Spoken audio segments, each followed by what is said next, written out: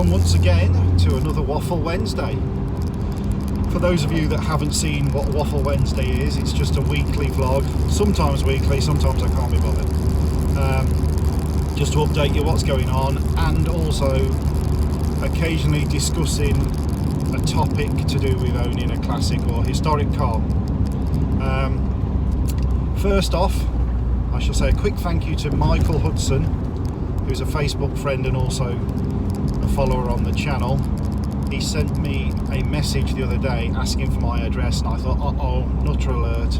But no, he has kindly sent me this Allegro brochure, which is very kind of him. So thanks for that, but I don't like having things given to me. This isn't Mr. Hubnut and his mailbag thing. You know, you're all going to tell me off for being a scrounger if you see a brand new camper van on me drive in 2 months' time, aren't you?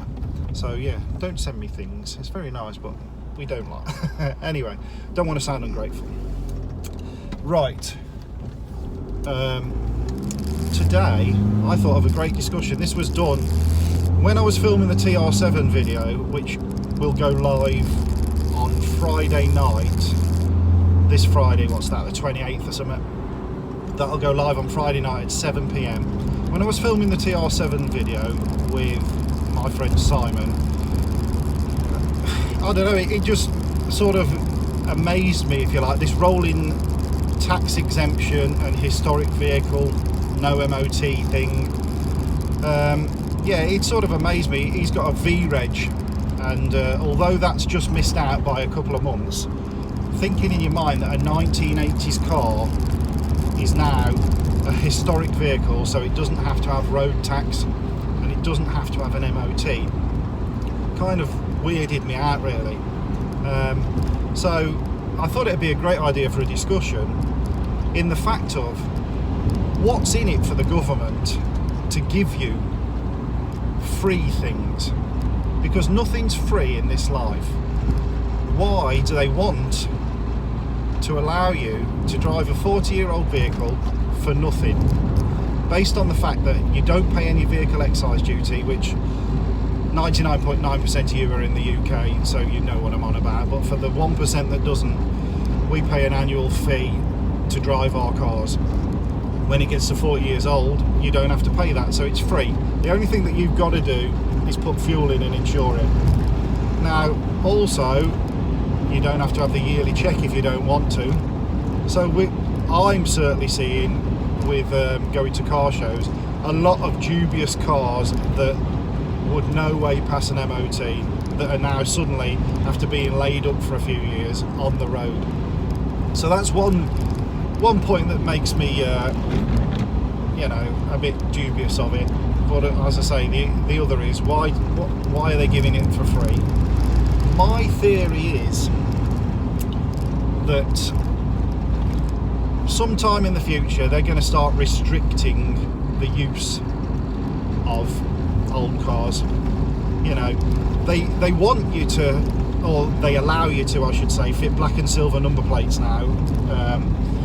Again, a quick refresher, those of you that don't know, in around January 1973, I think, cars were allowed to have the new yellow and white number plates. Well, I think they were starting to be introduced from, you know, the very late 60s, but certainly black and silver number plates had almost disappeared in the early 70s. And years ago, you could only fit black and silver number plates to a car that was pre-1973. Now, if you've gained historic status, you can fit them even if they weren't originally fitted. So for argument's sake, as we said, a V-registered car from 1980, if it wants to, can have black and silver plates on. For me, it's a bit of an identifier.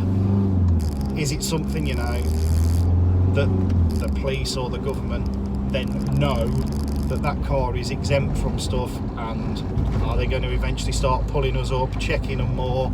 I don't know. Like I say, this is based on zero facts, just my musings, and I'd be interested to know your thoughts on it, really. You know, why are they doing it? Maybe I'm just full of conspiracy theories this morning, who knows, but I just don't get it.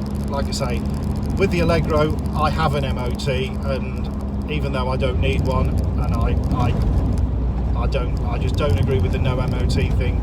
I'm sure that, you know, the thinking behind it is good. The majority of classic car owners maintain their vehicles far above and beyond what a normal car driver does, but that isn't the case with all vehicles. Like I say, I've seen some shockers, and you check the online MOT history, it failed the MOT 10 years ago or something, and then miraculously at 40 years old it suddenly fixed itself and it's now MOT exempt. Yeah, right. So I think I've waffled on that one enough. Just like to know your thoughts on that. A quick update while we're at it. Allegro is all good to go. Been piling the miles on every weekend, ready for the Gaydon show in a couple of weeks. Miranda the Maestro played silly buggers on the way home from work last night.